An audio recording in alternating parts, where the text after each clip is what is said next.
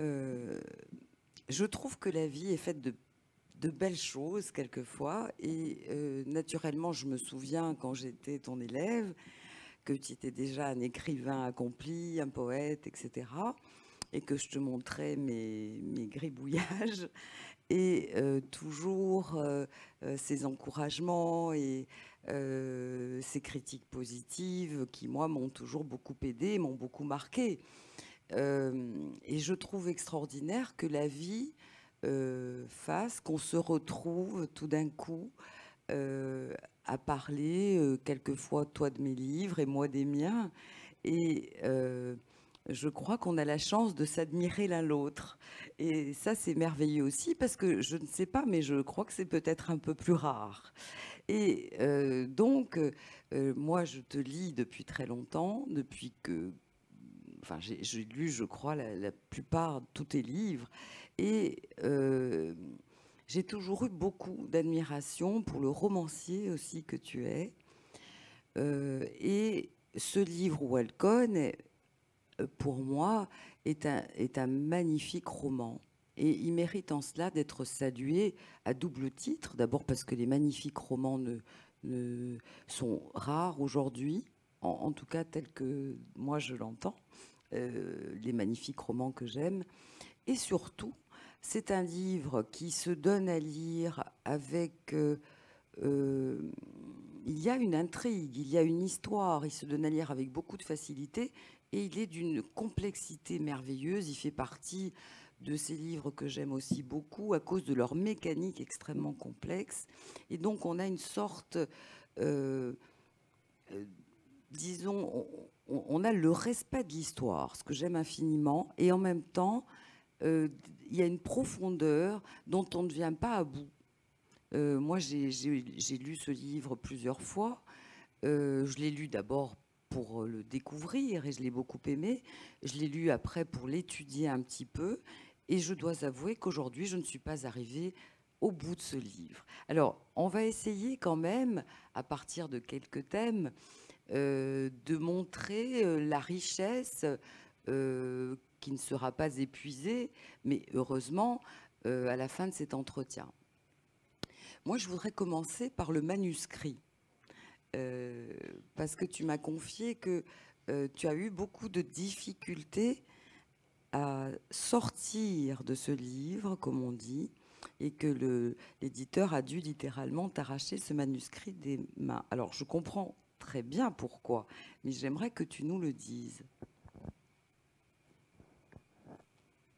Alors, il y a bien des choses qui mériteraient une réaction. Et d'abord, toute cette abondance, cette surcharge de compliments que tu me fais, évidemment, je me suis senti rougir à plusieurs reprises parce que je crois que cette, ces compliments ne sont pas entièrement mérités. Mais en tout cas, ils m'ont donné l'occasion de me remémorer un certain nombre de scènes, et en particulier celle de mes cours où tu avais, je le répète souvent, où tu avais compris au bout de quelques minutes, donc tu t'ennuyais prodigieusement, et tu avais, je pense que ta vocation est née, hein, d'écrivaine, est née pendant mes cours et je m'en réjouis. J'avais même intercepté un certain nombre euh, de, euh, d'essais poétiques réussis. Hein. Alors des poèmes de Marie Ferrand que je conserve toujours jalousement. C'est une sorte de menace, mais je dois t'avouer que l'âge me prenant, me saisissant, j'ai perdu. J'ai cherché l'autre jour désespérément ces papiers, je les ai perdus, mais je ne désespère pas quand même de les retrouver. Je te remercie en tout cas pour l'intérêt que tu me manifestes depuis longtemps et que tu renouvelles aujourd'hui. Alors, ce livre, Walcone, pour en arriver à ta question, ce livre, Walcone, c'est vrai, j'ai dû mettre un terme de manière un peu peut-être un peu violente et peut-être l'économie générale du récit s'en ressent-elle parce que c'est un livre qui n'est pas abouti d'une certaine manière.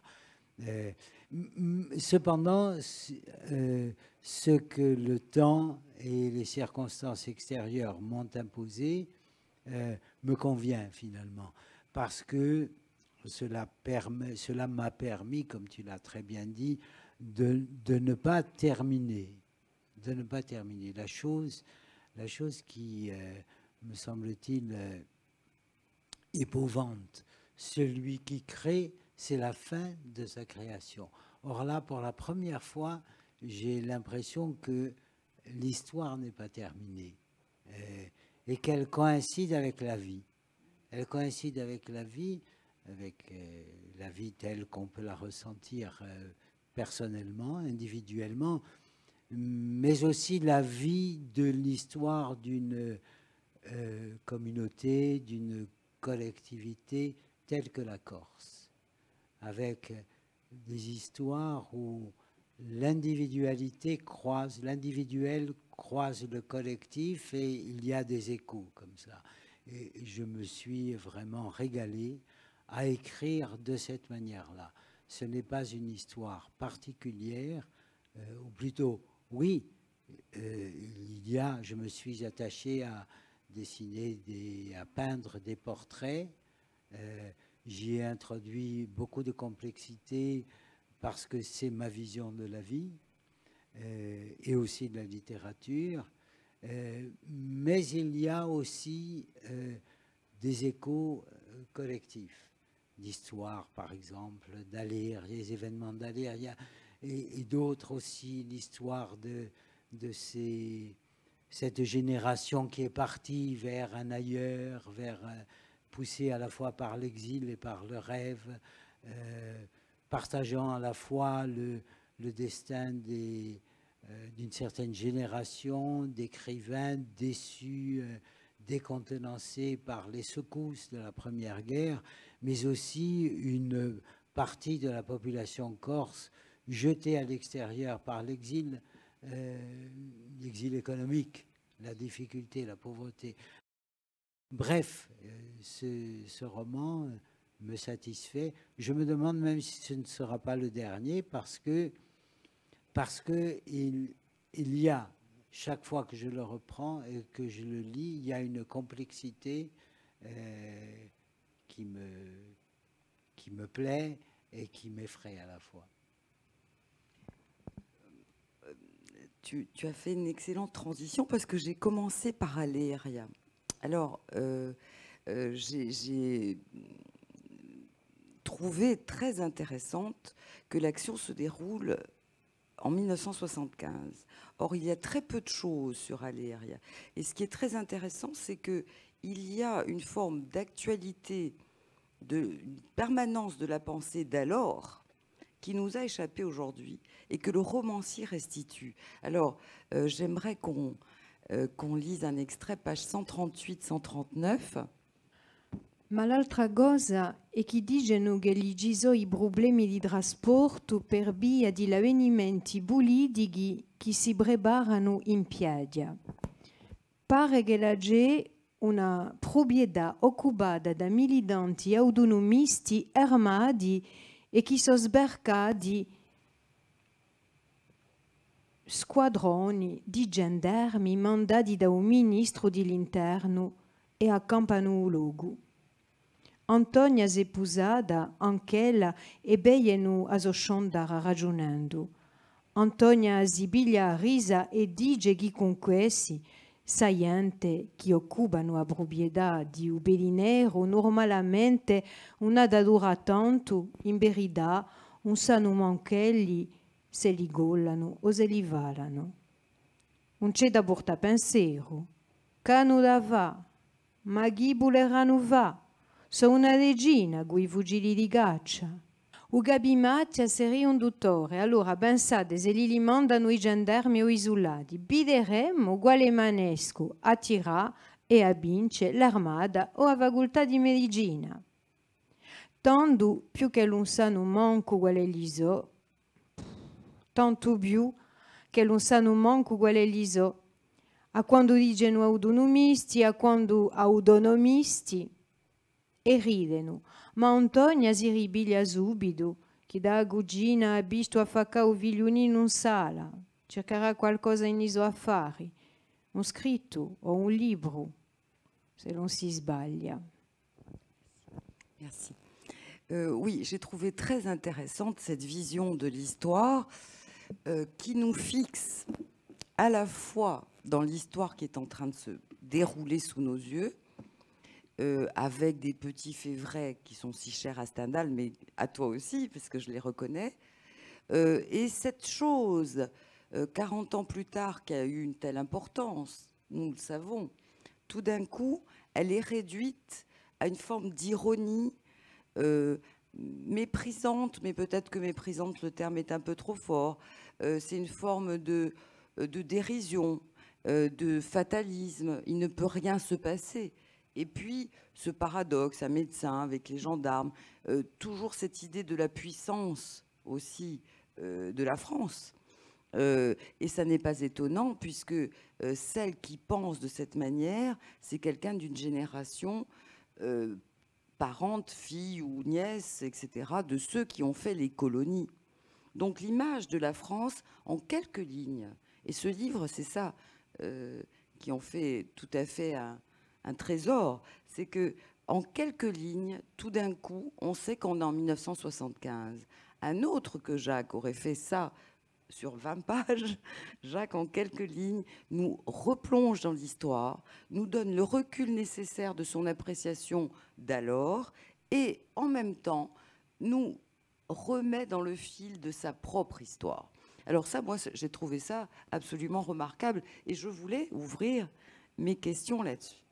Alors, la question du voyage est quand même très importante, hein. On voyage dans le temps, mais on voyage aussi dans l'espace. Et je crois qu'il faudrait que tu nous racontes, je trouve ça très intéressant, très rapidement, l'histoire factuelle du livre. Et parce que ce qui est très intéressant, c'est la conscience aussi de l'époque que tu donnes, etc. Et moi, j'aimerais entrer dans les détails après, mais j'aimerais quand même que tu nous donnes ta version de l'histoire, comme on dit bêtement, le pitch, voilà, pour rapidement et pour qu'on puisse progresser dans la réflexion. Alors, c'est difficile, hein. J'ai dit tout à l'heure combien l'écriture, combien l'atmosphère était complexe. Là, je me vois réduit à ramener de la simplicité et de la linéarité dans quelque chose qui se nourrit de complexité.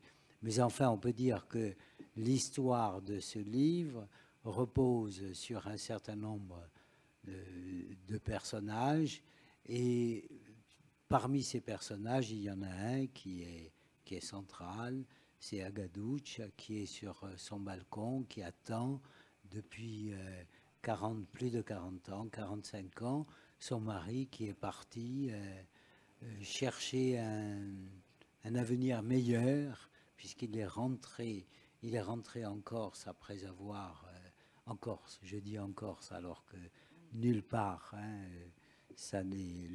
la région n'est nommée. Il est rentré dans son pays natal avec Agadouch, qui est une Alsacienne qu'il a épousée et qui attend son mari depuis longtemps. Il est parti dans les îles chercher un avenir meilleur et un paradis où il va amener sa femme. C'est-à-dire qu'il a fait ce que ont fait un certain nombre de personnes qui, chassées par la difficulté économique, sont allées aux colonies après la Première Guerre, et peut-être même avant. Et Agadouch attend, et elle ne voit rien venir. Son mari lui a envoyé 3 lettres à la fin des années 20, 3 lettres et puis plus rien. On ne sait pas ce qu'il est devenu. Et elle attend donc un courrier à nouveau. Et Nini, nous le facteur, lui fait signe tous les jours qu'il n'y a rien. Mais il tourne étrangement, il tourne beaucoup sous le balcon sur lequel Agaducha est perché et attend son mari. Or, il y a sous ce balcon toute une agitation secrète. Ce sont deux jeunes gens amoureux qui sont l'un et l'autre de familles ennemies ou tout au moins en froid et qui ne peuvent pas se fréquenter, qui se fréquentent la nuit, qui seront l'un et l'autre, qui auront l'occasion de se rencontrer à l'école normale d'instituteurs et d'institutrices, et parce qu'ils jouent une pièce de théâtre qui pour la première fois est une tragédie, c'est la Phèdre de Racine, alors que jusque-là on joue des comédies. Un jeune professeur anticonformiste, directeur de l'école normale, a demandé que soit jouée une tragédie, et donc ils tombent amoureux, ils se retrouvent au village et ils se rencontrent la nuit sous ce balcon, et un jour, donc le balcon s'effondre sur les deux amoureux, et donc c'est une tragédie, une véritable tragédie, ils sont écrasés l'un et l'autre, et Agaducha entend la population, entend des cris, et se figure que la population est hostile. Elle abandonnera sa maison, elle va se réfugier dans une pension, l'Ave Maria, et à partir de là, elle décidera de, en quelque sorte, se protéger de toute une population que dans sa paranoïa, elle voit déchaîner contre elle. Voilà. Et donc, à partir de là, se déroule toute l'histoire. À partir de cette situation, qui est là en 1975, qui est ce qui crée en quelque sorte la première étape, la chronologie de ce roman, la première étape chronologique de ce roman. Et à partir de là va se livrer une enquête à travers Antonia, qui a été évoquée tout à l'heure, qui est la fille de Nignino et qui vient pour l'été avec son petit-fils, qui est Anton Francesco, et qui est amoureux de la Corse, et qui vient en quelque sorte l'été, et qui met un peu d'ordre dans les affaires de son père, qui est décédé il y a quelques mois, et en même temps de Agaducha, qui désormais est à la pension Ave Maria. Et à partir de là, va se dérouler une histoire que je ne révélerai pas, évidemment, et qui met en cause justement Pedro Fuleone, le mari de Agaducha, mais aussi un certain nombre de personnages qui rejoignent l'histoire collective. Je trouve toujours intéressant qu'un auteur nous raconte l'histoire de son livre. C'est très difficile, mais en même temps, on a là quand même l'aperçu de tous les thèmes qui affleurent, notamment ces lieux que je trouve très intéressants, parce qu'on a les lieux utopiques qui sont faussement trouvés. On a les lieux réels qui sont dissimulés. Alors je donne un exemple, le lieu du bonheur qu'aurait trouvé Pedro, où il est vraisemblablement jamais allé. Le lieu dissimulé, c'est naturellement Marseille, et en particulier le bordel, où il officie vraisemblablement, et le nom même de ce caboulot, qui s'appelle Watuvu, Dukanga Watuvu, et qui est décoré, en revanche, de masques, etc. Et donc, on a des espèces de glissements de lieux qui produisent un espace mental, une espèce de géographie mentale qui deviennent réalité pour les personnages. Et en réalité, en particulier, pour Agaducha elle-même. Alors, il y a, évidemment, je ne vais pas suivre l'ordre parce que j'aime bien le désordre. Moi, j'aimerais revenir sur le balcon, sur le titre. Parce que, alors, on parlait d'intertextualité tout à l'heure. il est évident que ce balcon joue un rôle majeur, à la fois du fait qu'il surplombe absolument tout, qu'il soit là, qu'il soit décrit avec un souci du détail, qui nous montre que c'est une espèce d'excroissance architecturale un peu étrange déjà. Et puis cette femme qui attend, on est presque dans Beckett, hein, cette femme qui attend pendant 40 ans, ces amoureux qui sont dans l'antre que représente la grotte en dessous, mais aussi, il me semble qu'il y a autre chose. Walcon, et pour moi, c'est aussi Baudelaire. Et on a très tôt, dès la page 27, on sait qu'un drame s'est déroulé, on le sait tout de suite. Le balcon s'est effondré. Alors je cite parce que c'est qu'une phrase. Isugi più disgraziato tombe sotto Walcone di Agatuccia qui s'inera valado. Mais ce n'est pas ce qui fait le centre du livre, à mon sens. C'est l'objet, si je puis dire, sur lequel repose l'attente. C'est ça le thème central, au fond. On a une sorte de matérialisation de l'attente dans ce balcon. Agatuccia, c'est bien le personnage qui attend. Mais qui attend quoi, au juste? Alors évidemment, il y a un motif officiel, si je puis dire, c'est le retour de Petru, son mari. Mais elle n'attend pas que ça, à mon avis, parce qu'elle attend aussi que tous les matins, Nini vienne lui faire signe, un signe négatif, certes, mais sans doute plus espéré encore à un moment donné que le retour même de Petru, qui devient une sorte de chose très, très vague, très abstraite. Et de ce balcon, elle contemple aussi le monde. C'est-à-dire qu'on a, à mon avis, dans ce livre, beaucoup de figures de l'écrivain. L'écrivain, c'est aussi l'observateur distant. Et c'est celui qui restitue une vision du monde qui lui appartient en propre. Et Agatuccia, curieusement aussi, c'est une Alsacienne et qui possède le corse, puisqu'elle pense en corse. Dans ses monologues intérieurs, on l'entend penser. Elle pense en corse, et cependant, ce n'est pas sa langue. Mais c'est une langue qu'elle possède parfaitement. Ça reste cependant une sorte de langue étrangère. Alors, pour moi, c'est une figure de l'écrivain.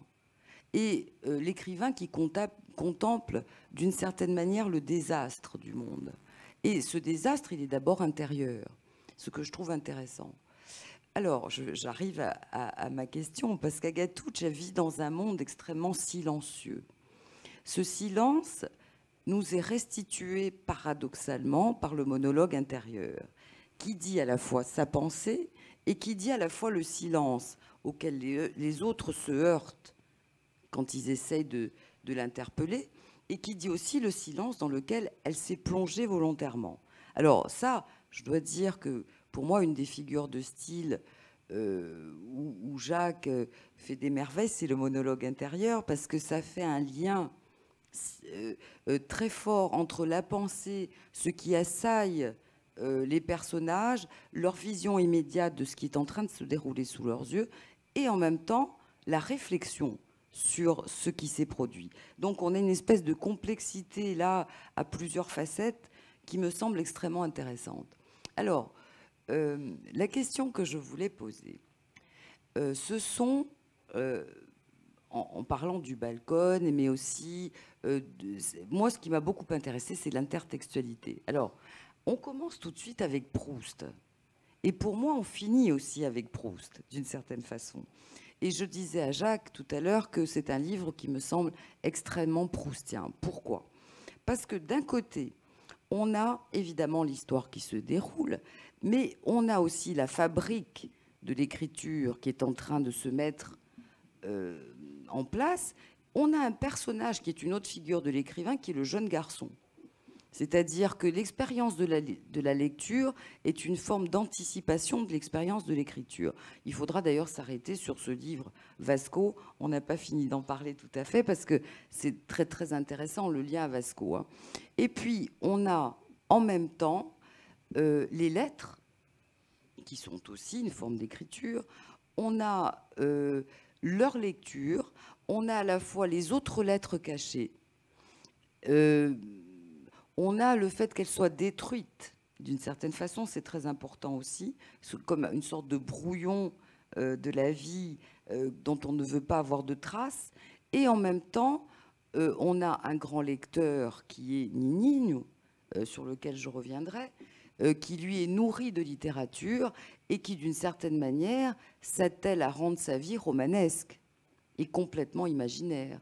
C'est-à-dire qu'il y a cependant un moment où la vie coïncide avec l'imagination, c'est quand il se présente habillé en short avec une chemise à fleurs, mais je pense qu'on lira le passage tout à l'heure, devant Agatouch avec sa valise pour lui dire « je t'accompagne dans ce voyage ». Mais il l'accompagne déjà dans ce voyage.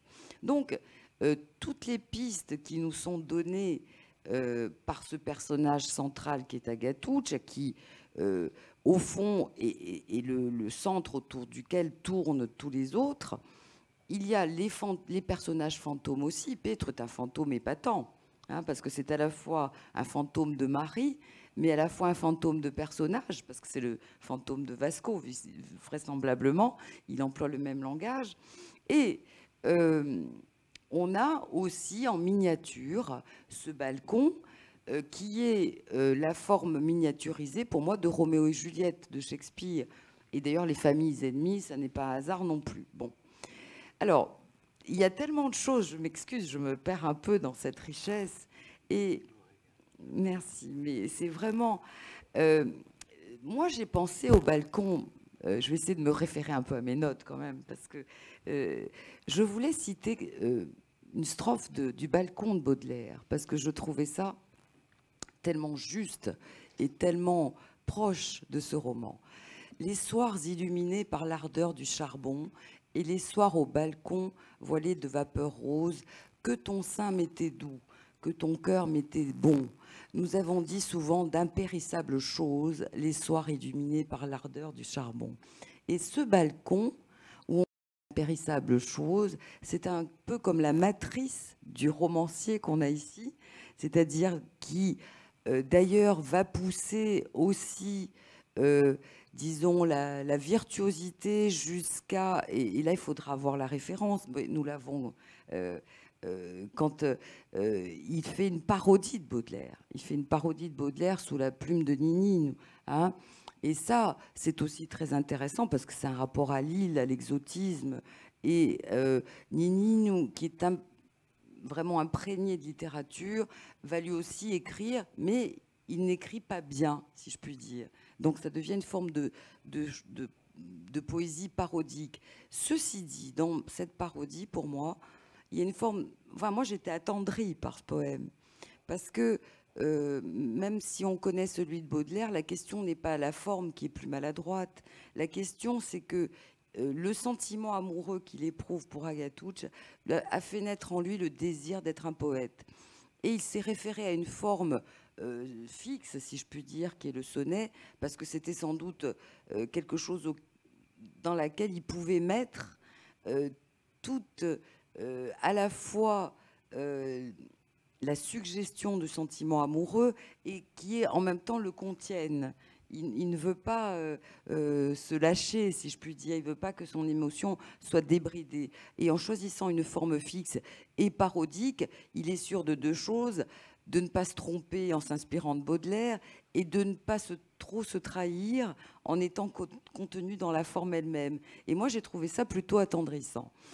Alors, on va lire un peu des extraits de ce livre parce que je trouve que... Est-ce que je pourrais, pendant que sont choisis les extraits, est-ce que je pourrais réagir parce qu'il y a là, bon, encore une fois, je voudrais dire tous mes remerciements pour cette analyse qui est profonde, et qui me révèle, bien sûr, un certain nombre de processus qui sont bien présents dans l'écriture, un certain nombre d'images, un certain nombre de mythes aussi qui sont présents dans l'écriture, mais qui ne sont qu'à moitié découverts, à moitié conscients. Je voudrais simplement dire une chose pour la partie consciente de l'écriture. Alors, il y a d'abord l'image du balcon. Là, c'est quelque chose que m'a révélé, par exemple, Padre Agatajega en rapprochant un certain nombre de textes qui pour moi étaient complètement déconnectés les uns des autres et qui m'a révélé la présence de cet observatoire au fond, hein, cet observatoire qu'elle a retrouvé dans plusieurs de mes écrits, et je lui en suis reconnaissant, je te suis reconnaissant aussi de corroborer en quelque sorte cette image-là. Ça me prouve qu'il y a quelque chose de mystérieux dans l'écriture et de mystérieux et de ravissant. Ce que je voudrais dire à propos du non-dit, qui est au fond plus éloquent souvent que l'expression, mais alors complète, hein, de l'expérience de la vie. Ce non-dit me vient à la fois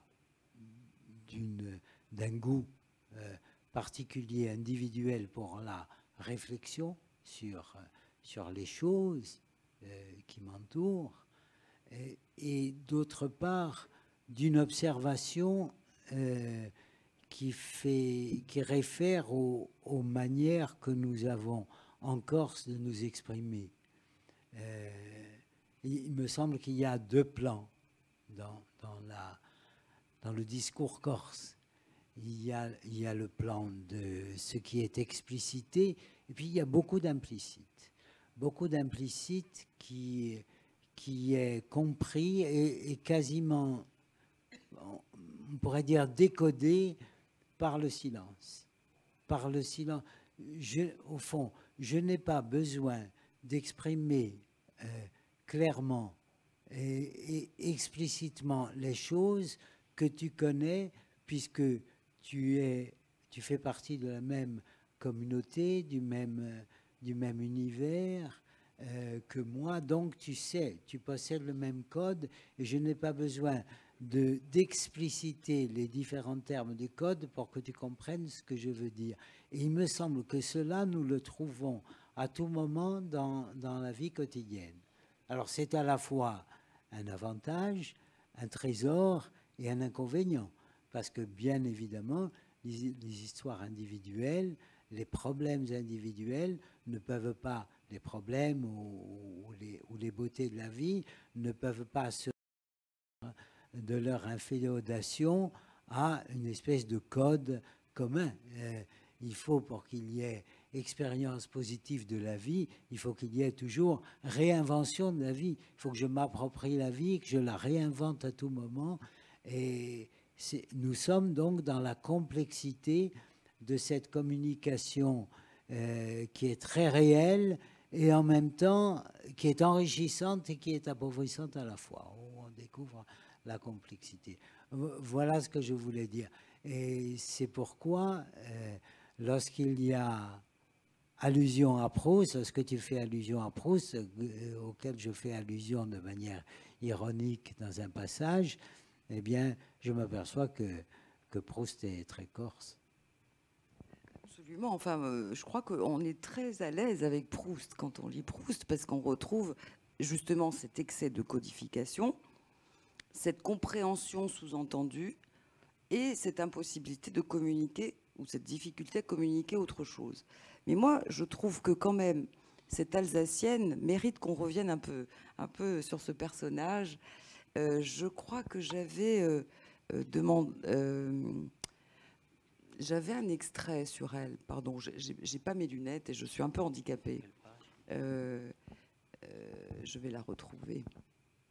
Oui, c'est page 23-26. Alors, c'est un extrait assez long où on raconte l'histoire d'Agatuccia, et je crois que ça, vraiment, ça mérite d'abord d'être entendu et ensuite d'être un peu élucidé, enfin, si on y arrive.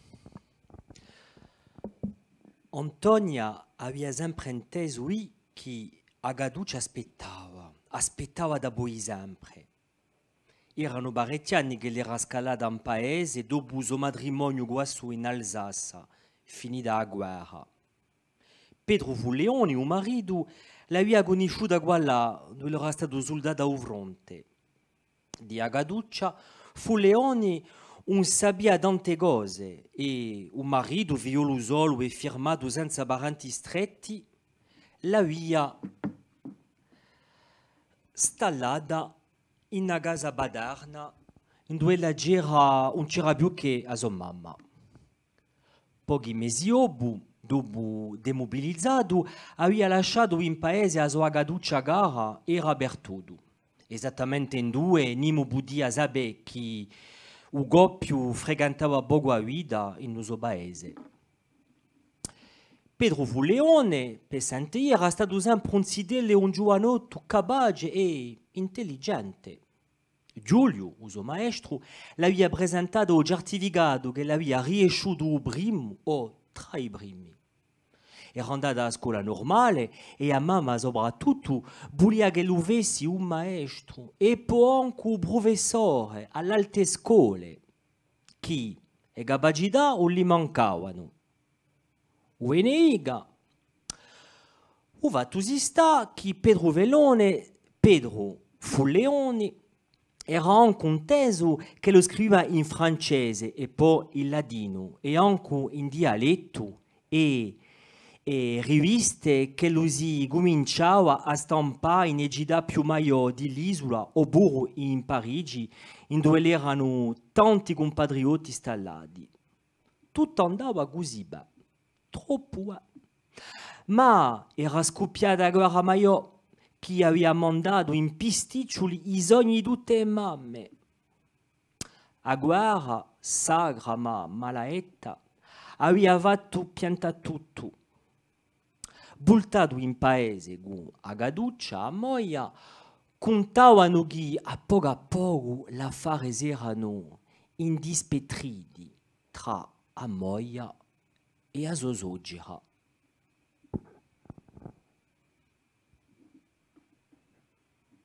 Benerosa Fuleoni aveva abbiato verso i gacciassi a ranta guanora. Quella, senza troppo rispondergli, aveva fatto capire che non contava mica di lagassi sempre rimproverà. Dunque, Benerosa aveva provato a fare due rimarche al violo, ma si era firmata subito che la reazione di Pedro era stata allora come mai l'aveva bussato a pensare. E sentendo i brubosi di che lo lentava con voce furibonda, si era rasignata e aveva adiosa. Ma dall'altra banda il marito aveva rimproverato a sua moglie, a Gaduccia, che a sua mamma ci voleva rispettarla e basta. A Gaduccia non aveva mai vista Pedro in serga così e anch'ella si era stata zitta. Ma gli affari non erano andati più in là e si erano stabiliti d'entrata così, poche parole e muso assai tra Zogere e Anora. Morta a vecchia, a Gaduccia non aveva fatto più che più, usò l'uere sì, ma senza avere emozione, manca appena. Ma ora di si lui mudi nei primi tempi, tutto si era passato secondo l'uso in paese e Nimmo si era mai lagnato a paleso. Pedro, come di solito, non si la sentia pigliare predesa né per questa né per quella. E aveva fatto come sempre, aveva mutato verso e progetto, aveva provato a stallarsi nelle colonie dove lui era proprio da va, come la diceva a gente.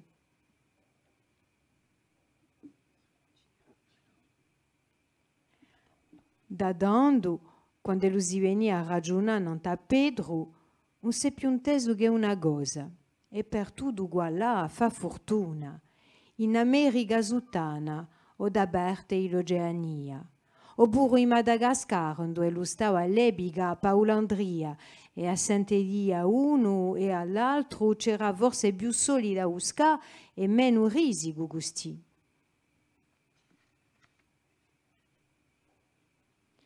Pedro era corsa arruggiata che l'aveva investigato un commercio che si era liberato qua in una segida di colonie e dopo installatosi in condizione doveva fare bene a moglie a campare così, accadamansando e risparmiando sino a poi volta un giorno in paese e campaci beu sempre. Ma il tempo è passato e non si più sa più d'un'onda. Non c'è più stato che a presenza muda e a giovane sposa in terrazza, sfaccendata e con tutta la sua persona stinzata figlia qua io, in porto, dove luggera l'entre i sorti di atelli. O allora aspettavo Vatore, Nignino, ma lettere mai non ne venia. E a poco, tra la donna e il bedone, non c'è manco più stato bisogno a parlare. A Gaduccia l'interrogava con lo sguardo, gli supplicava e l'uomo riminava il capo per dire no. D'abord, la grande beauté de cette langue, hein, magnifique, et aussi l'ironie permanente, la distance qui se referme peu à peu sur la tragédie. C'est-à-dire que on a presque la rumeur de la pensée de la communauté qui s'insinue dans le texte tout le temps. On disait, c'était comme ça. Et il y a presque ce recul un peu amusé pour dire pensade. Hein, on a ce sentiment. Et puis tout d'un coup, on arrive, ces 2-3 pages qui me semblent très importantes parce qu'elles racontent l'histoire de l'extérieur vue d'Agatuch. Et en même temps, à un moment donné, on a une forme de quintessence de relation absolument remarquable dans les regards qui se jouent. Elle attend, ils se regardent, ils n'ont même plus besoin de parler. Or, décidément, on est cerné dans le silence, l'incommunicabilité, et il ne faudrait pas se fier aux apparences. Alors j'aimerais bien que tu nous parles de ce style-là, cette impression de palimpseste que ça donne. C'est-à-dire on a du sentiment général à l'intériorité la plus intense. Oui, alors ce qui est dit me paraît très juste, très juste, très pertinent. Je voudrais une fois de plus remercier parce que là, vous touchez vraiment, tant dans le commentaire que par la lecture, dans la vérité de l'écriture, enfin, telle que je l'ai voulu. Là, c'est très conscient. Ce passage-là, l'écriture de ce passage-là est très consciente. Pour moi, le style indirect, dans cette atmosphère-là, dans cette construction romanesque, a cette fonction-là. Il s'agit précisément d'être à la fois solidaire et décalé. C'est la situation dans laquelle nous sommes, c'est la situation dans laquelle je suis en tout cas, solidaire vraiment de la communauté et en même temps ressentant la nécessité de se décaler légèrement pour mieux voir, mieux comprendre et peut-être, mais dans un second temps, dans une autre perspective, améliorer, corriger, retoucher pour donner davantage d'expression, d'expressivité à cette communauté elle-même. Car il y a en même temps que l'on perçoit tout le trésor du silence, toute l'épaisseur du silence, de la retenue, tout le respect qu'il peut y avoir dans la réserve, il y a en même temps le non-dit et son travail au fond à la fois morbide et dans le temps et dans la répétition, ce travail de sape au fond de la vie qui peut être entretenu par la répétition inintelligible des gestes lorsque les paroles ne viennent pas les éclairer ou les compléter. Là, le style indirect me donne cette possibilité. Quelquefois, j'en abuse, mais là, il a une fonction particulière. Alors, je dois dire aussi que ce style indirect, au plan littéraire, c'est la transposition de ce que je vois dans la réalité langagière encore aujourd'hui. Très souvent, même en français, même dans l'autre langue, en tout cas dans les situations de communication, je crois saisir par moment un non-dit qui est à la fois l'aboutissement et souvent aussi l'origine des problèmes que ressentent les membres de la communauté et la communauté elle-même. C'est pourquoi il me semble que la littérature, à ce moment-là, a une fonction particulière, une fonction sociale particulière que de montrer où sont les problèmes sans indiquer de solution univoque.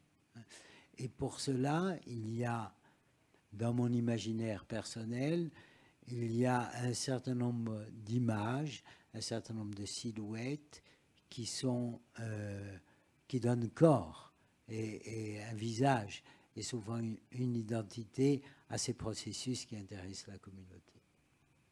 Alors, il me semble que le pendant de ce style-là, c'est le monologue intérieur. Et j'aimerais qu'on lise, parce que je trouve que rien n'est plus beau que le texte, de toute façon, mais j'aimerais qu'on lise un passage sur le début du texte, carrément. C'est Agatuccia, donc, qui est dans cette maison, on n'en sait rien. Hein. On comprend qu'elle pense même beaucoup. Hein. Alors, moi, j'y vois aussi, dans ce monologue intérieur, une forme de traduction. Alors, ce n'est pas seulement l'écrivain qui traduit la pensée naturellement de son personnage, c'est aussi, pour moi, cette traduction du silence dont tu parlais tout à l'heure. Et ça, en même temps, ça le cerne, puisque rien n'est dit, en fait, tout est pensé, mais nous avons accès à la pensée du personnage, et en même temps, ça dit aussi le désastre du silence, ce dont tu parlais à l'instant, ce silence qui sape, parce que cette femme qui a passé sa vie à attendre aurait pu refaire sa vie avec Ninine, dans un monde plus doux, on va dire. Or, c'est le silence, c'est bien le silence qui a empêché qu'ils puissent s'avouer leur amour réciproque, parce que pour moi, ils s'aimaient beaucoup. Et c'est bien le silence qui l'empêche, dans le grand âge, d'avoir un lien social, amical, etc. C'est une forme presque d'autoflagellation, ce silence. Et il me semble que le début, les quelques lignes vraiment du début du roman, quand elle compte, alors c'est extraordinaire parce que ça n'est pas du tout spectaculaire. C'est-à-dire que on a quelquefois, et le plus souvent, les écrivains, surtout ceux qui sont doués, cèdent à une espèce d'incipit où vraiment il y a une tension extrême, etc. Là, on est en soi, on est dans le silence, et elle compte. Rien de plus anti-littéraire que ça. Et pourtant... C'est la page 5. Hein. 33, 34, 35, 36. Ma che li via stamana questa qui. Di regola. Tutta santa giornata non scaia mai. De giore, sorte i gamera e ben in sala comuna. Vestuta come la sieve, sorte, sacche e guante l'altro resto. Parta diritta, 35 passi e anche noi più, e manco noi più. Dopo giunta costì, gira e ne va 35 altri in senso contrario. L'affare dura così da 10 o 15 minuti e poi più nulla. Entra di noi nella sua camera e quando la spunta in nu, tutto è cambiato. Accappiato sacchi e guanti e messo le giavatte. Ah, è stata longa sortita ai burro. La question, moi je crois qu'on est au cœur du sujet parce que la question c'est la question du temps. Et or le temps chez Jacques Thiers c'est toujours très compliqué et c'est des temps qui se superposent, il y a des collisions, c'est toujours extrêmement complexe. Alors moi j'aimerais poser la question, et pourquoi commencer comme ça? Voilà. Quand on dit que Agaducha s'est réfugié dans une pension, aujourd'hui on appellerait peut-être une EHPAD, hein, voilà, quelque chose comme ça, une maison où on est à l'abri lorsqu'on est atteint à la fois par l'âge et par un certain nombre de maux qui sont attachés à l'âge. On est à l'abri. On est à l'abri, mais on est d'une certaine manière désocialisé ou asocialisé ou resocialisé. Et là, il y a un comportement mécanique, un comportement automatique qui déshumanise. Il y a cette complexité de l'accompagnement des personnes âgées, de leur placement dans des établissements où ils sont à l'abri, ils sont en sécurité par rapport aux accidents de la vie, ils sont même bien soignés, mais d'une certaine manière, ils sont privés d'une socialisation qui va un état qui va leur imprimer un comportement mécanique et petit à petit une perte de l'intimité avec la vie réelle. Alors, plutôt que de le dire par des formules générales et en employant ce style dont je parlais tout à l'heure, le style indirect, il m'a semblé beaucoup plus vrai, beaucoup plus prenant, beaucoup plus persuasif de reproduire, finalement, de reproduire non pas des mots, mais des pensées telles que je peux les interpréter à travers le comportement des gens que je vois dans ces établissements lors d'une de mes visites. Voilà, j'interprète, mais à peine. J'interprète les pensées, mais à peine, parce que je peux m'appuyer sur les récits, évidemment, des accompagnants de ces personnes, et puis sur l'observation et sur le décodage, en quelque sorte, des propos qui me sont tenus lorsque j'interroge ces personnes-là ou simplement lorsque je leur rends visite. Il me semble nécessaire pour la littérature, à un moment donné, de créer, et pourquoi pas dans l'incipit, hein, puisqu'il s'agit en quelque sorte de frapper, de retenir l'attention et peut-être d'éviter que le lecteur ne referme trop vite le livre. Pourquoi ne pas faire parler les personnages en ayant les personnages que l'on a inventés, mais en prenant son modèle dans la vie de tous les jours, tel qu'on peut l'observer. Et là, j'ai beaucoup de noms, beaucoup de mots, beaucoup de paroles qui me viennent à l'esprit au moment où j'évoque ces situations-là, qui sont très vraies. Donc là, il y a un laboratoire, il y a une alchimie entre la transcription réelle et la transcription et on va dire la transformation littéraire de ces mots de la vie, qui est pour celui qui écrit un véritable plaisir. Hein. Il y a aussi le fait, à mon sens, que là encore, pour moi, c'est une figure de l'écrivain. Il y a une vivacité dans l'observation, dans cette distance, dans la neutralité presque du propos. Enfin, l'ironie affleure quand même, et la lecture le fait bien ressortir. Mais quand même, cette apathie, parce que c'est ce qu'on ne lit pas aussi, c'est important. C'est-à-dire que on entend cette femme penser, très vite on va savoir qu'elle est dans une maison de repos, qu'elle est âgée, etc. On le comprend très tôt. Et en même temps, il y a la vivacité de l'esprit. Et ça, c'est très... D'abord, il y a une forme d'esthétique là qui me plaît beaucoup, mais c'est aussi une des figures de l'écrivain. Moi, j'ai trouvé la figure de l'écrivain nichée un peu partout dans tous les personnages. Et il me semble que l'autre figure de l'écrivain, c'est Nininho.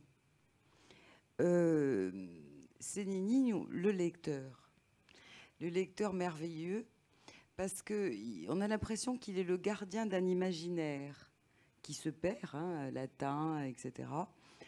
Si vous pouvez lire la page 21, si Dumanda...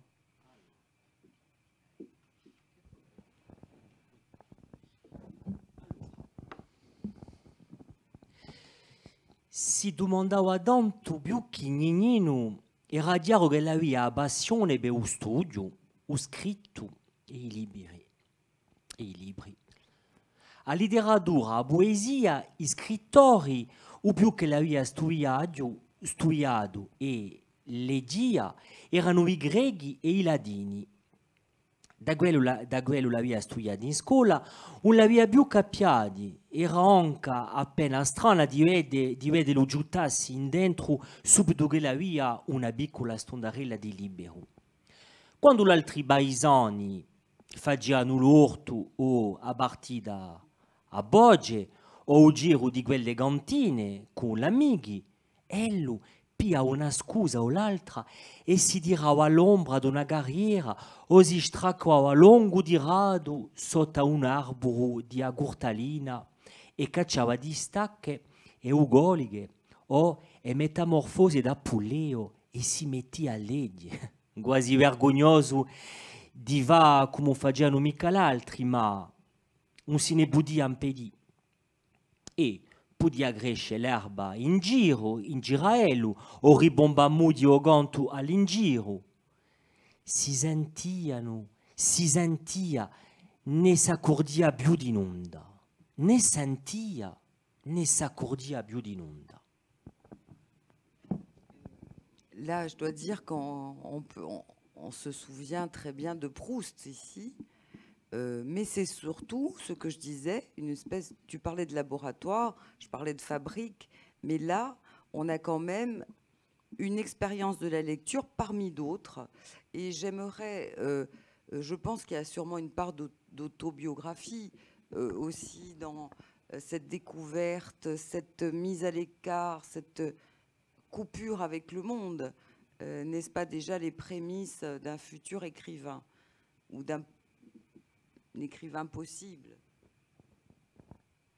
Oui, alors c'est encore la complexité, hein, pardon, mais encore la complexité parce que je répugne à me reporter de l'autre côté. Hein, voilà, il y a un va-et-vient entre, on va dire, la complicité culturelle et la nécessité de prendre une distance qu'offre souvent au niveau du ton employé l'ironie, hein, bien sûr, hein, qui permet la distanciation. Comment dire, on est dans la communauté et on est en même temps un peu en décalage, hein, dans cette position qui n'est pas intermédiaire, c'est une position de va-et-vient.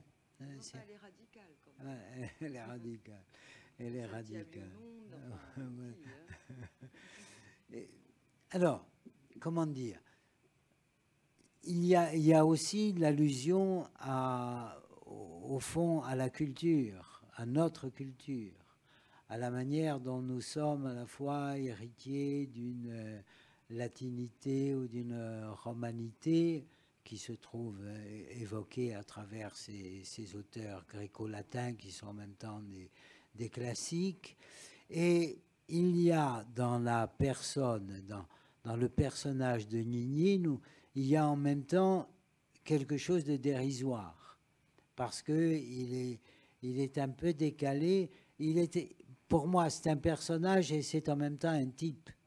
C'est une figure qui est héritée du parcours culturel de la Corse, qui à un moment donné, l'histoire que j'évoquais tout à l'heure, qui se passe à l'école normale, ne se trouve pas pour rien. Hein. C'est une allusion au détour culturel qu'a pris l'itinéraire de la Corse, que j'ai voulu faire là dans ce personnage, qui est à la fois un personnage attachant et qui est un personnage un peu dérisoire. Il n'est pas tout à fait dans... Il est vraiment au centre de son monde et il est un peu à côté. C'est pourquoi j'ai voulu lui confier en quelque sorte tout le nœud même de l'intrigue romanesque. C'est un personnage qui a une importance considérable dans l'histoire et qui est peut-être le personnage le plus dérisoire de cette histoire-là. Il est presque asocial par son impossibilité à comprendre. Lui et d'ailleurs son épouse qui est morte jeune, qui avait la réputation d'être un peu simple, hein, simplette. Voilà.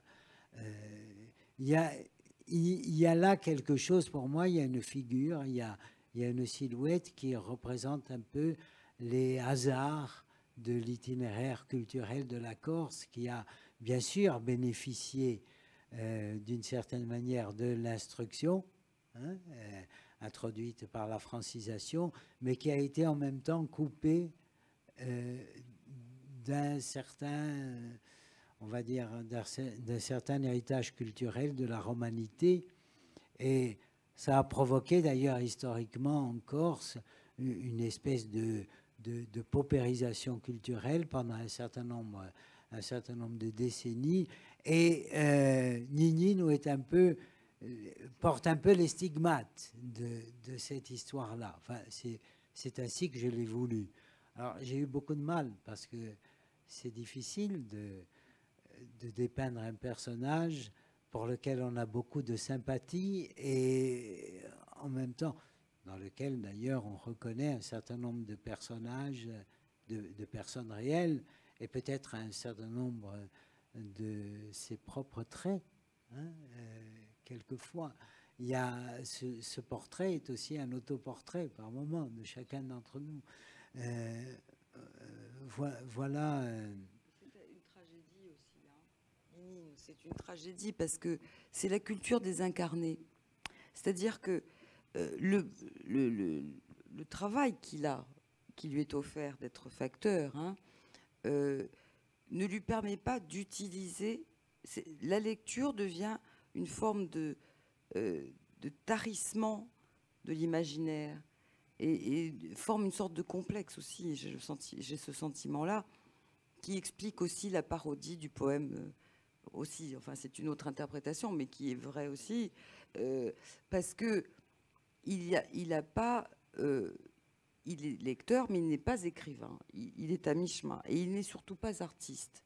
Et donc, son métier est en décalage avec l'aspiration intellectuelle qu'il a. Et donc, c'est la tragédie de celui qui ne peut pas se servir de la beauté qu'il puise ou de tout ce qu'il puise dans la culture. Il n'y a pas adéquation.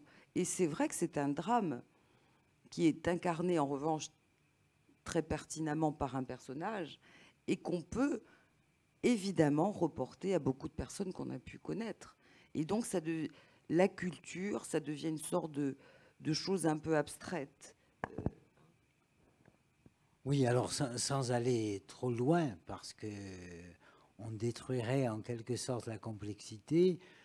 Là, de manière consciente, moi, j'ai voulu évoquer justement cette génération, et cette génération qui n'a pas abouti tout en ayant reçu une culture qui a assuré une promotion sociale, n'a pas pu dépasser un certain nombre d'obstacles pour aller vers la création. Hein, il me semble, voilà, il manque un petit quelque chose, et c'est ce décalage-là. Alors, moi, j'ai pour l'illustrer, j'ai une infinité dans ma mémoire personnelle, j'ai une infinité de petits traits, de petites anecdotes, de cette incomplétude en quelque sorte du voyage qui va de la culture, de l'instruction, de la fréquentation de la lecture jusqu'à la création et qui est interrompue.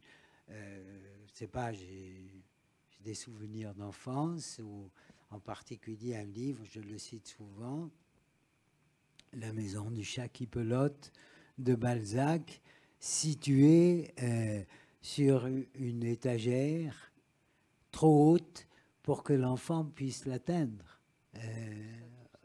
Voilà. Et donc, il y a dans la société qui dépose le livre trop haut ou qui interdit qu'on le lise, il y a quelque chose qui vient en quelque sorte contrarier l'itinéraire qui est celui de la culture. Alors, autre figure, à mon avis, de l'écrivain rentré, c'est le cas de le dire, c'est encore Agatouch, à cause de l'étrangère. J'aimerais qu'on lise son histoire, enfin, ce passage qui, moi, m'a beaucoup ému, un passage sur la fraternisation, c'est la page 60. Parce que, alors, il y a une rupture. Elle est étrangère, mais elle ne vient pas d'une région banale, entre guillemets, si je puis dire. Elle est alsacienne. Donc, il y a une double problématique, parce que autant 75 est à peine évoqué, comme on le disait, alors que l'histoire se déroule. Ça aussi, c'est très intéressant. L'histoire se déroule en 75. C'est à Léria, bien sûr, etc. Ça n'est pas qu'à Léria, mais c'est une année moderne, enfin, pas très éloignée dans le temps. Or, tous les personnages vivent dans un temps totalement étranger au temps actuel dans lequel ils vivent. Ça aussi, ça crée de la complexité, et beaucoup.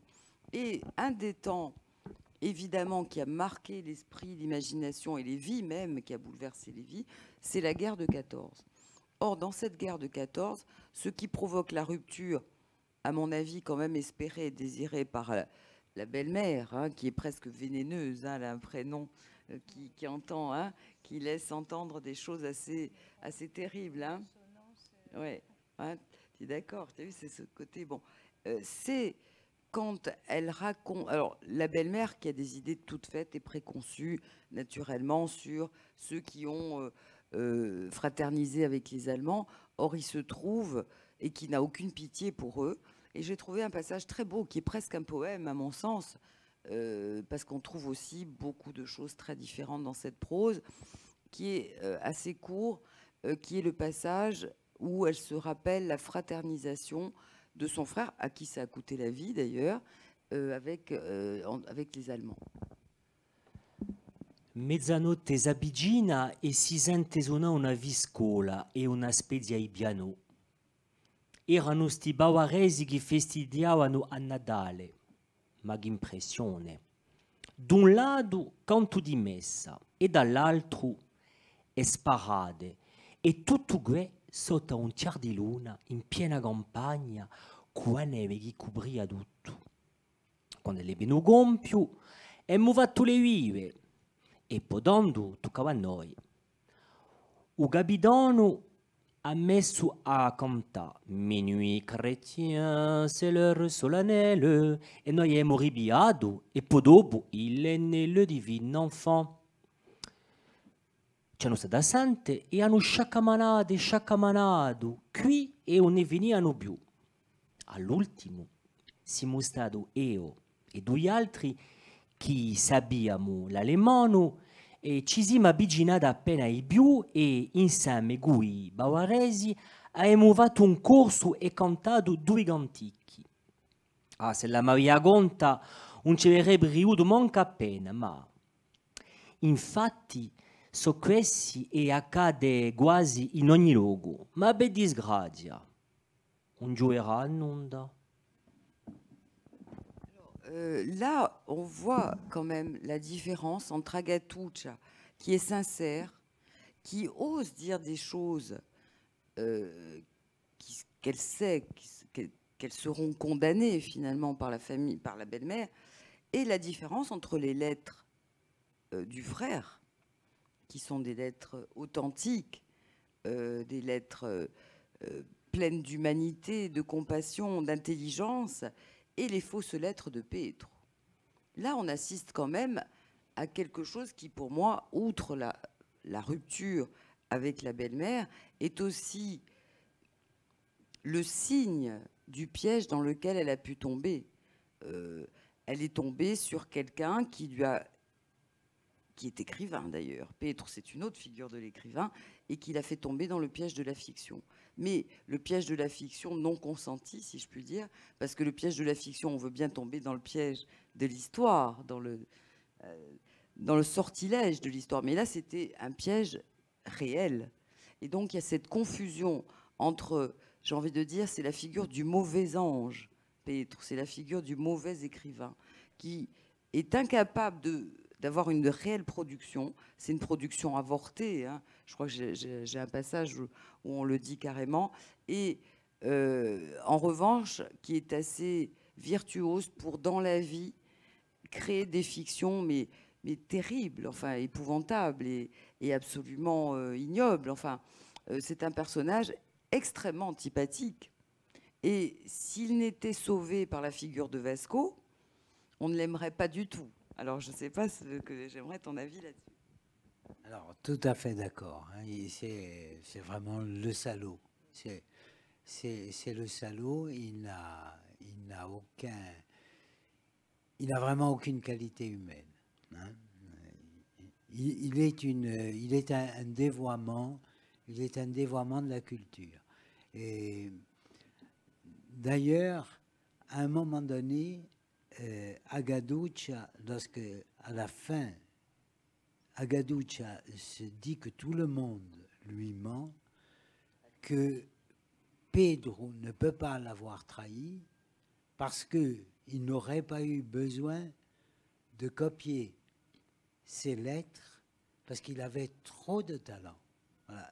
J'ai voulu par ce trait, pardonnez-moi pour cette minutie, mais j'ai voulu par ce trait montrer vraiment le caractère insondable de la vilenie. Vraiment. Parce qu'il va jusqu'à ne pas écrire lui-même les lettres qu'il aurait pu écrire. C'est vraiment, il est le diable en personne. Hein, voilà, personnifié. Hein.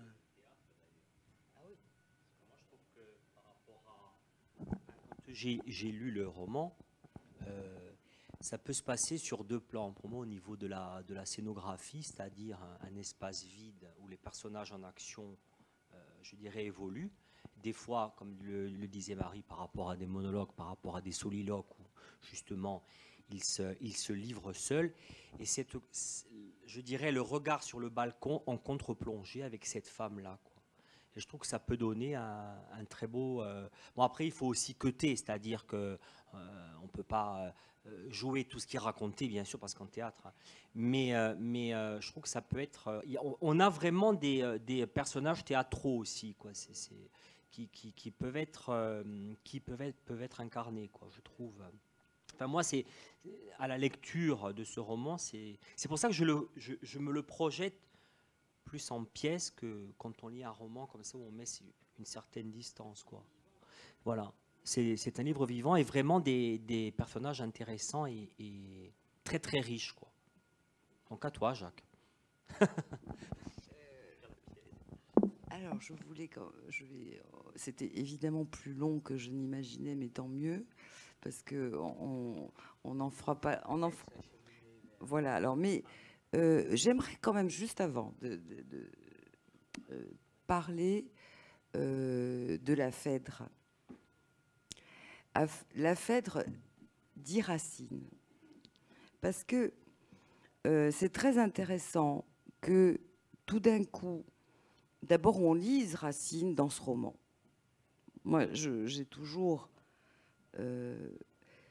un choc à lire Phèdre, qui est une de mes pièces préférées de Racine, et certains passages notamment, qui d'ailleurs sont parmi ceux que tu cites. Au-delà de ça, c'est très intéressant de voir ce que ça a produit sur moi, lectrice. Tout d'un coup, ces langues mêlées. Et il y a eu la question de la langue qui est posée quand même dans ce livre, et qui est une question aussi centrale. L'alsacienne, la question de la langue est forcément posée. Et elle est posée par ce texte-là en particulier, par le désir de faire du théâtre. Et surtout, par l'effet que produit tout d'un coup la proximité des deux langues, le regard porté sur le théâtre, ce que ça nous révèle, c'est d'une richesse absolument inouïe, ça. C'est-à-dire qu'on juge de la littérature et du théâtre moralement, avec, disons, à la fois un mélange de regards petits bourgeois, conventionnels en tout cas, et toujours cette sorte d'ironie salvatrice qui vient toujours comme l'apport de la culture corse, j'ai envie de dire, ou de la communauté, ou de la façon d'être, du modus vivendi, de la pensée, qui vient toujours sauver de la rigidité petit bourgeois hérité du continent, si je puis dire. Mais alors, ce qui fait la beauté aussi de cet extrait, c'est que ça ne se limite pas à la satire sociale, parce qu'il y a cet aspect-là aussi dans ce livre. Il y a une grande, il y a une satire sociale qu'on voit par les yeux d'Agatouch en particulier, mais pas seulement. Mais ça la sublime, si je puis dire, parce que la littérature s'incarne dans une histoire d'amour.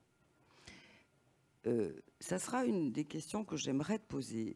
Là, j'ai vu quelque chose, donc on joue Phèdre, on tombe amoureux, les familles sont plus ou moins ennemies, on passe outre et on se protège dans ce qu'on croit être l'antre le plus sûr, puisque c'est sous le balcon d'Agatouch qui attend elle-même son amour. Donc il y a une forme de duplicata aussi sur le désir non satisfait, non comblé, et sur l'avidité amoureuse et la sensualité, etc.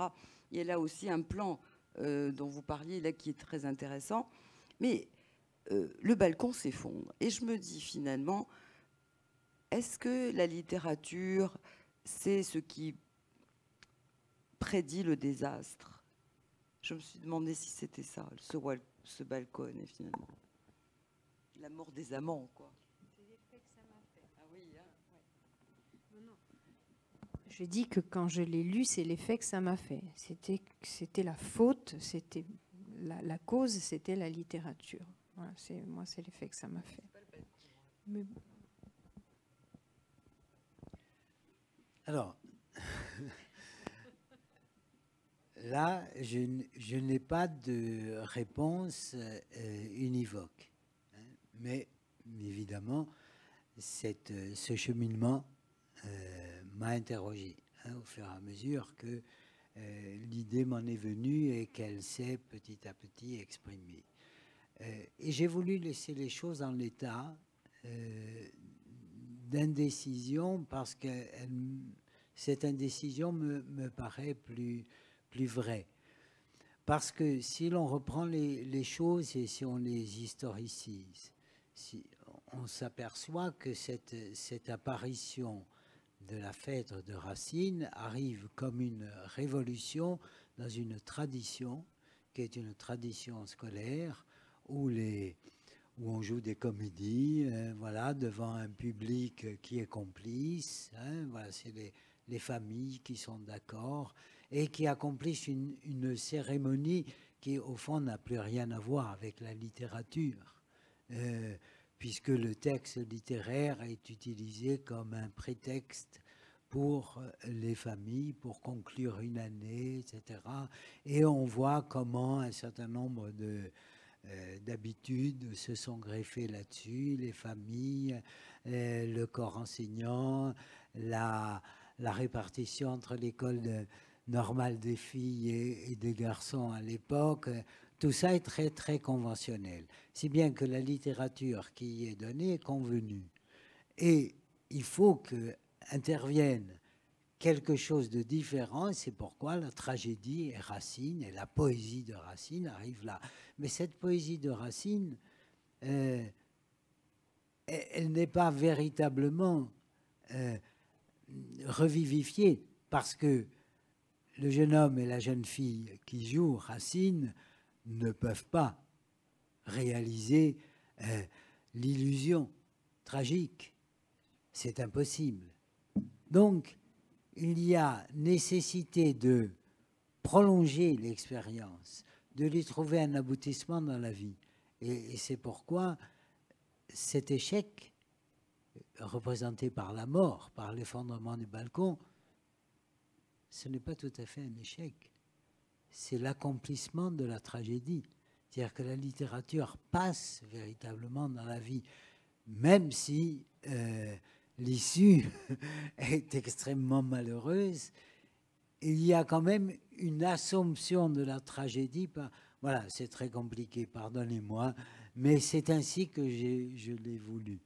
Je promets de ne jamais plus écrire. Il faut vous promettre surtout le contraire. Moi, je ne peux pas finir quand même sans parler de Vasco, hein, parce que là, ça serait très dommage. Et plus largement de l'objet livre.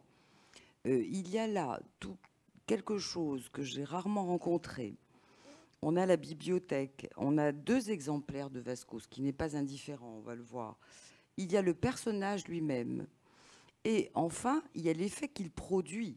À la fois l'apprentissage de la lecture comme une jouissance, clairement évoquée. Ensuite, comme une projection, une identification, etc. Et là, une complexité. Alors, je vais un peu vite et on va peut-être s'arrêter un instant parce que, quand même, Vasco, c'est d'abord un objet. C'est la découverte du livre. La découverte du livre et l'évocation de la bibliothèque. Moi, j'aimerais qu'on lise page 151. E divati davanti a ello.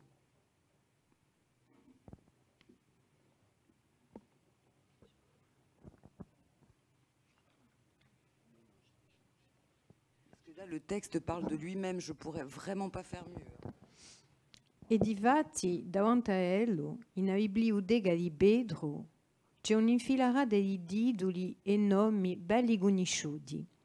A sua mano accarezza i spini di si volumi assestati in ante scancerie e sguillisce poi d'un colpo Anton Francesco Bianta. Su titolo è quello d'un'emozione, mica vecchia ma forte. È un libro che l'aveva rubato qui in casa da Gaduccia un giorno d'estate mentre chiamammo Antonia era giunta famoso a signora Gaduccia. Us aveva portato con ella, come di solito, e gli occhi di Uzidello vrugnicavano in ogni luogo e così era bussuto bassa in camera di Ivo Leoni dove era cascato un'edizione di Vasco in cattivo stato, senza cubrandola, senza nome di laudore, tutto frusto e pagine frastagliate. Ma aveva dando o allora Berello che firmavano une poche pagine pronte a sparisce anch'elle quando lo asaiano anch'elle quando esauiano vrabutade senza che ni muovissi. Il a passé du crayon par-dessus, Jean-Pierre. Tra queste c'erano quelle che li firmadamente e inisensi, da sé a sé, come per si piccoli segreti che non ci tenniamo solo per noi, a chiamava emo prime pagine di l'amore. A chi diava sent altrettanto russore e emozione da ramentassile. Parce qu'il y a l'incarnation de tout ce qui fait la valeur d'un écrivain. Le secret, la jouissance. Et en même temps, le volume, le livre est presque un livre déjà à réinventer. Il manque des pages. Alors là, on voit de suite la sensibilité. Et surtout, il y a ce beau passage où c'est d'une sensualité folle. Il caresse, il voit. Enfin, on est avec lui, on est dans son regard, on est sa main qui touchons les livres, etc. Et ce petit livre-là aura donc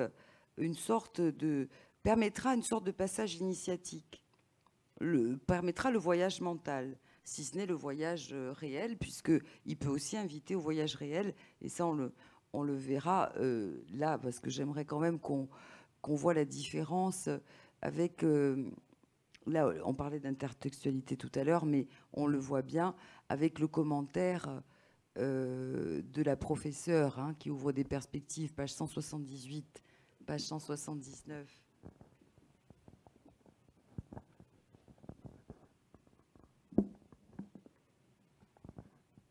Invece, tondo giusto dopo era, venia più che normale, paria naturale di Berte, scappà, e o manco andassine, via dia. È stato per così di ammira o scopo, o fine d'una generazione sana. Pensa a Nisan, che li biglia e si imbarca verdi Aden, e luar un postà, e per un anno usano iadia circa l'isole, e poi l'eroe di Marc Chadurne, Vasco, che diventa un romanzo d'amanto di l'epica. Ribigliamo i libri, e questo qui soprattutto abrimo di noi, e ci troveremo dant'ediare per capisce ciò che nosimo. Due non esimo e due nobiliemo. Evasione, biadio, ventura. Fidiemo a Malraux, due l'uvedia in San Gustindi e poi l'altri, Kessel, Lorenzo, Conrad. Un c'è né scrittore, né scrittura, l'ebiga se non c'è ardore di ventura. Ma c'hanno fatto tutti, c'hanno fatto. Dice a professoressa e come Nimo risponde a dice da Berella. E beh, tutti quanti so hanno letto Bornabus et à prose du temps transsibérien. Parte no bebultà e basta, qua metafora di un mondo limitato, confinato. Guardate che c'è un'idea maiota, manta, verma e eterna, avventura. E qui, qua là, dappertutto. Falate in Cherudio e a trovate questo romanzo di un 1918, Marc Orlan, un ci ha dato a maniera di essere l'avventuriero perfetto, avventuriero bassio, ma così bella espressione, così riesciuta, così vera. Ci pensate a suppo ciò che lui dice. Si vede un viaggiatore appena speciale e strano, come ci pensa, ha viaggiato tante più e un si è mosso da Parigi. Un mondo stesso è disincantato con Vasco di Chadurne, Benediaro, Gustato, o Gualandi, o Burguindi, quindi sarà la stessa cosa e ora e domani. Alors, ça sera ma dernière question, malheureusement, parce qu'on n'a pas le temps de tout explorer, mais il y aurait évidemment l'histoire des masques, des noms, enfin,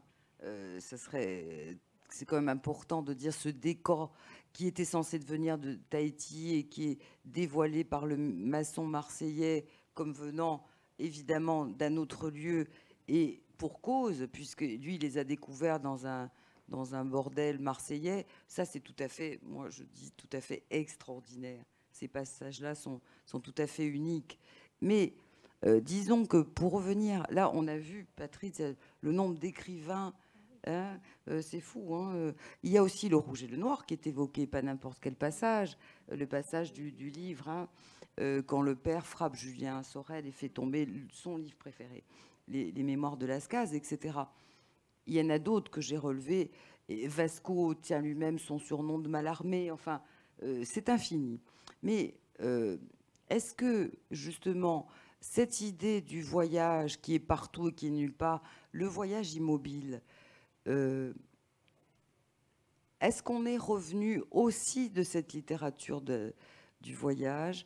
Est-ce que la grande littérature n'est pas forcément la littérature de l'aventure et peut-être celle de l'immobilité? Je voulais conclure là-dessus et évidemment te demander ton avis là-dessus. Merci. Ce ne sera qu'un avis, évidemment, pas pas une conclusion, parce que je serais incapable de le dire. En tout cas, en faisant référence à cette période-là, la période qui vient d'être indiquée de l'après-guerre, et en prenant comme référence toute cette génération d'écrivains qui sont cités par le professeur. Alors, je dois dire ici que j'ai eu une difficulté que je crois avoir surmontée, parce qu'il me fallait présenter une liste d'ouvrages, et bon, mais je ne voulais pas faire le prof. Hein. Je ne voulais pas faire le prof, donc j'ai mis en scène un prof. Hein. Donc c'est lui ou c'est elle qui endosse la responsabilité du côté incongru de cette leçon de littérature dans le comité d'organisation d'aide à la pension de l'Ave Maria, la COAM. Hein. Voilà, c'est elle qui, c'est toi qui l'as nommée, disait-elle.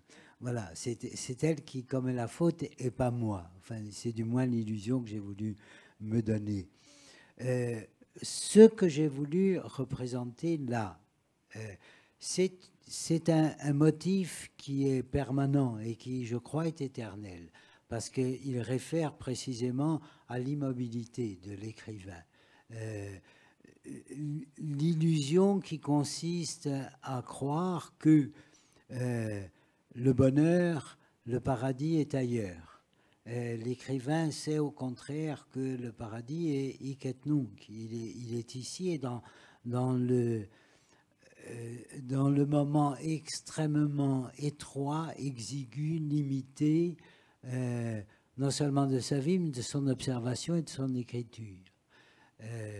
Ce que Chadbourne disait avec beaucoup d'amertume dans les années, il est décédé, il est mort en 70, je crois, et dans les derniers mois de sa vie, quand il comparait l'oubli dans lequel il était tombé avec la popularité énorme dont son livre jouissait, et les autres ouvrages dans les années 20-30, il disait je suis comme, quand je pense à mon itinéraire, je suis aujourd'hui comme la trace des tableaux que l'on a ôtés d'un mur et qui ont laissé leur empreinte sur le papier peint. Il disait ça avec beaucoup d'amertume. Et quand on compare justement le destin, la faveur dont jouissent bien des ouvrages et leurs auteurs sur le moment, et ce que devient l'ouvrage, on s'aperçoit que le bonheur, d'après ce qui peut être lu, n'est ni dans l'ailleurs, ni dans une éternité qui serait composée par le succès, puisque l'un et l'autre constituent des illusions. Au terme de cette lecture, à laquelle j'adhère, cette lecture, la lecture de Vasco, bien sûr, pas du Walcone, à laquelle j'adhère et envers laquelle je conserve aussi un certain nombre de préventions et d'objections qui sont celles de la vie. Eh bien, moi, on va conclure, mais on pourrait en parler encore très longtemps de ce livre. Et puis, je vais quand même passer la parole à Patrice et à vous pour que vous disiez un mot. Non, j'étais là pour faire des lectures. Donc, mais moi, je trouve que vraiment, c'est ton regard d'écrivain, justement, que tu nous as offert aujourd'hui. Et donc, tu as percé à jour certaines choses que moi, par exemple, je n'avais pas vues quand je me suis penchée sur ce roman. Tu as vraiment plongé dans les détails. Et puis, c'est vraiment, voilà, ce regard d'écrivain avec la littérature au centre du roman. Je crois que ça, c'est très important. Voilà, dans tout ce que tu nous as expliqué, il y a vraiment des choses, voilà, Je pense que ce sont les choses les plus importantes que nous devons retenir, la littérature. Et aujourd'hui, on s'est régalé parce qu'on a parlé de littérature. Voilà. Tu as quelque chose à dire? Moi, ce que j'aimerais, Giacomo, c'est dans quelque temps lire la pièce au Alcone. Enfin, on ne sait pas ce que ce livre va devenir tel qu'il est. Pour moi, c'est un des meilleurs romans que tu as écrit. Je l'ai lu plusieurs fois. Je n'y ai jamais vu la même chose. J'ai eu une lecture qui, c'est vrai, a tourné autour de la littérature parce qu'il me semblait que c'était un livre important de ce point de vue-là aussi. Et puis, plus largement, c'est là-dessus que moi je voudrais conclure, c'est qu'on pose beaucoup la question de la littérature corse. Or, pour moi, c'est pas une vraie question, dans le sens que, pour moi, la question, c'est la question des livres. Il y a des bons livres, oui, donc il y a une littérature. Et surtout aujourd'hui, la question, elle est celle que Jacques a déjà posée, là, donc par anticipation, qui devrait être peut-être plus prise en compte, à mon avis, c'est celle de la langue qui est double il y a le français et le corse, et même chez un écrivain de langue corse, Dipri Madrinka, on a cette langue qui s'insinue et qui devient, qui transforme l'imaginaire. Écouter Phèdre, par exemple, ou lire Baudelaire, ou tout simplement entendre parler une langue autre d'une manière très intense, ne peut pas ne pas modifier une pensée. Or, ce qui est intéressant, c'est ce que restitue cette pensée un peu métissée. Ces langues mêlées, qu'est-ce que ça rend?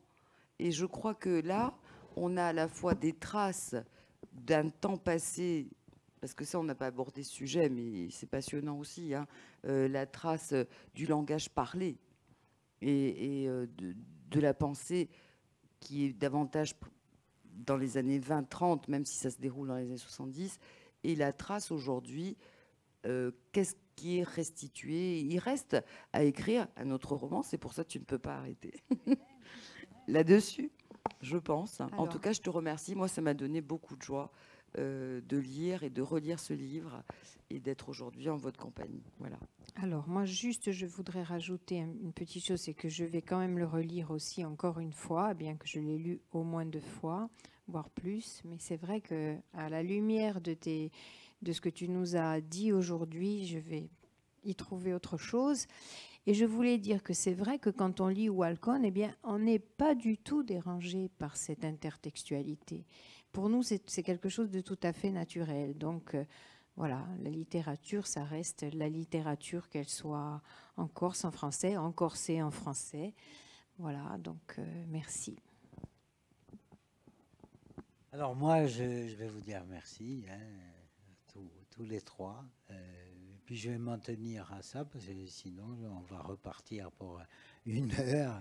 Vraiment, vraiment, je vous remercie beaucoup. Je vois aussi des documents là, et je pense que si nous faisons une diffusion de notre entretien, je pense qu'il serait bon de mettre à l'appui de nos paroles les réflexions qui auront été consignées comme ça par écrit. Je pense que ça pourrait être intéressant pour les gens qui n'ont pas pu être là aujourd'hui. Merci infiniment. Merci à ceux qui étaient là et pour leur collaboration. Nous avons vu bien des lueurs d'intérêt se dessiner.